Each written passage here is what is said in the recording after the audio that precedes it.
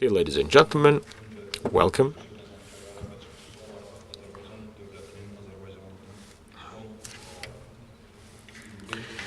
So, all the speakers preceding me have provided very detailed information about this occupation and the period of the 25 years.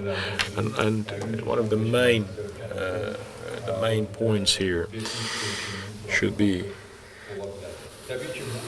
mentioned as the satellites of Azerbaijan being launched to the space. So I think the number of such satellites could have been much more if we hadn't had this occupation by Armenia. And if we hadn't had 1 million of our people as refugees and IDPs. Take into account the fact that the driving force of the international community is a human factor.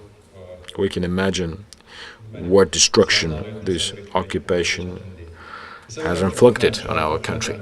I believe that this conflict is not limited only in the economic stance, but we should talk about also historical monuments, destruction and looting of our historical and cultural monuments, and also which has led to the disbalance of the environmental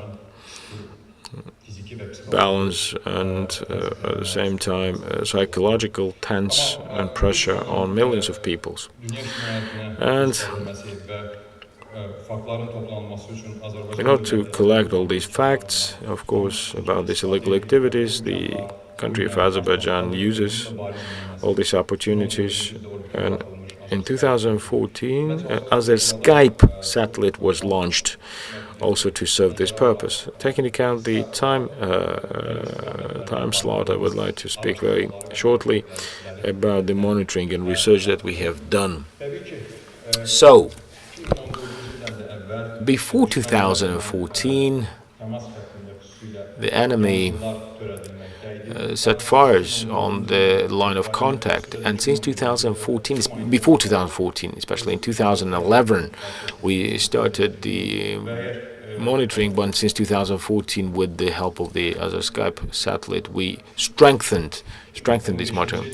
In 2015, about 780 square kilometers were set to fire in June and August by enemy. And this monitoring continued in 2016 and 2017, and 2018 about 480 square kilometers of territories were set to fire by enemy. You can imagine the destruction. It also covers the territories or settlements where people live across the line of contact. You can imagine how destructive it has been psychologically on the crops growing along the line of contact. So it has economic destruction also. So the sources of 2018, you can see the line of contact shown by red, so these fires were continued. So you can see the enlarged version in the top part, shown in red. So the second point.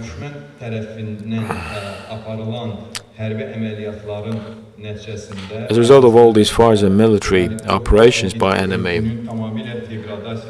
the land and planting have been degraded. The ecologists think that the land and the topsoil, degraded topsoil, will need about more than 500,000 years to restore itself, to reinstate. If you look at this line of contact, on the territory of about 700 square kilometers, the lands have been degraded, and I believe that to turn them into the fertile lands, to have some cultivation, we will need at least, 500-1,000 years. Not 500,000 years, too much. So, as Hikmet Müəllim mentioned, in the occupied territories, the enemy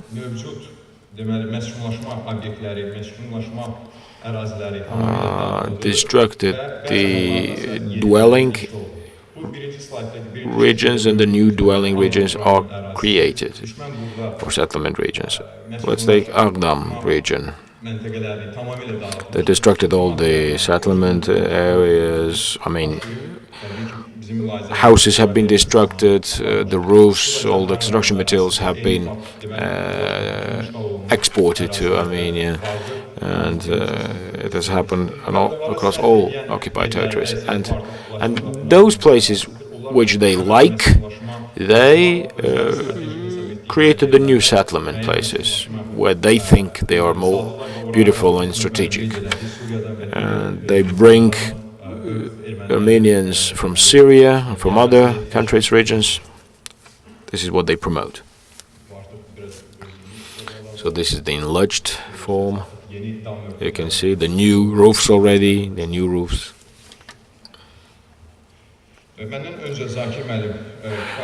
Zakir Müəllim spoke before me. He spoke about the exploitation of the oil sources. For example, in 2015 and 2017, you can see in green.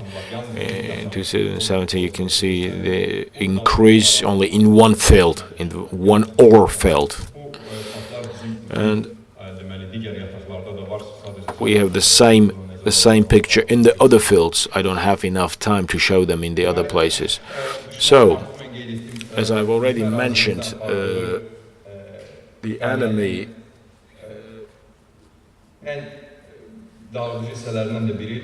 also destructs the natural balance.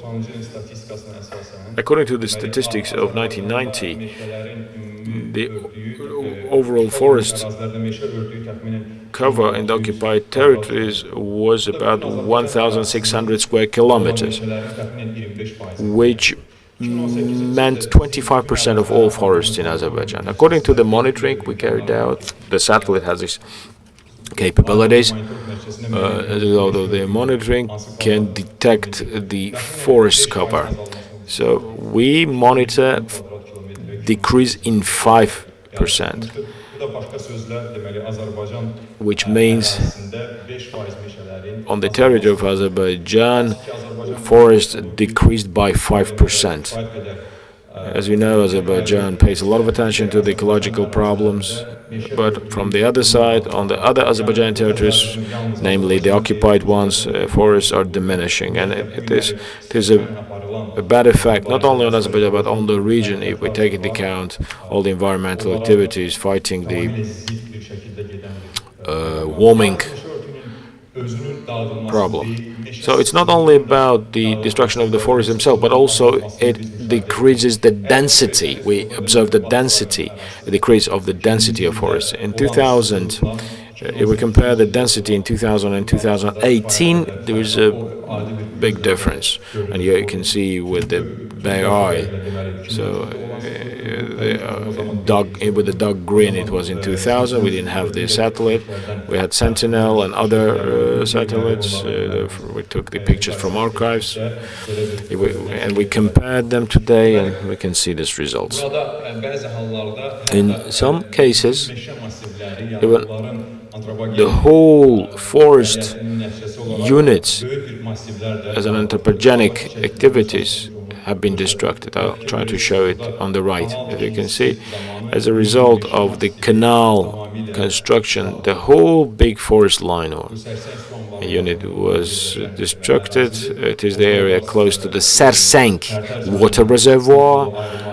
They tried to get one line from the Tartar River, creating a canal. They destructed the whole strip of the forest there. So,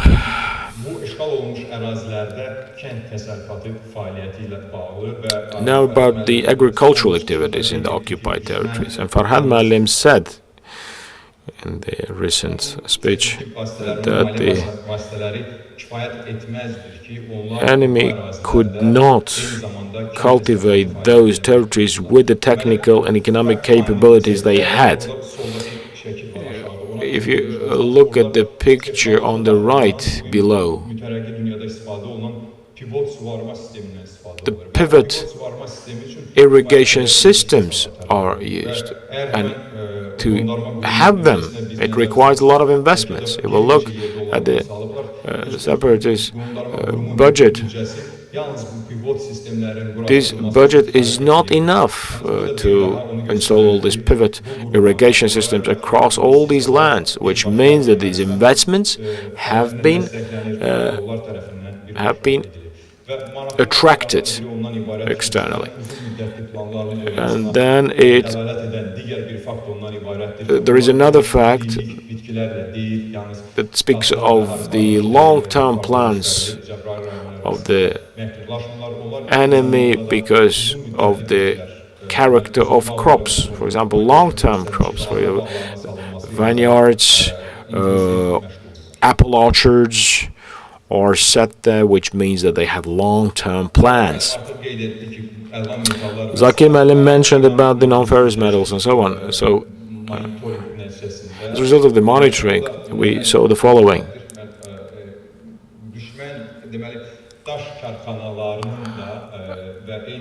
The quarries and the sand quarries, stone and sand quarries. If you look at this picture, it is the Jabrail area. If you look at the picture, in 2015, the sand quarries were said to change the direction of the flow of the river, which is very close to the border with Iran. So the sand quarries were aggressively exploited, and it was exploited not only in the territories of the occupied territories of Azerbaijan for the last 5-10 years, but it may also influence on the change of the frontier line with another country across the border. It can change the frontier line. Then the construction of industrial objects. Look, the strip that I mentioned before, the forest strip that I mentioned recently. Why they do that? Why they construct them? Because it's about the construction of the hydropower station, which is located 3 kilometers from Jabrail on the southern bank of the Tartar River. If you look at the difference between the previous years and 2018, this hydropower station is about to finish its construction. There are a lot of similar facts and different directions. We have raised these issues with the chief prosecution, presidential administration. So the message is here is that Azerbaijan and its government agencies will continue using the capabilities to continue this monitoring over the occupied territories and the legal activities in the occupied territories.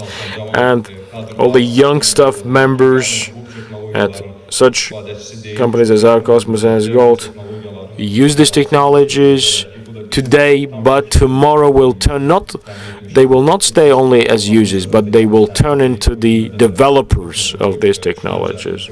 And we will have this technological overrun of our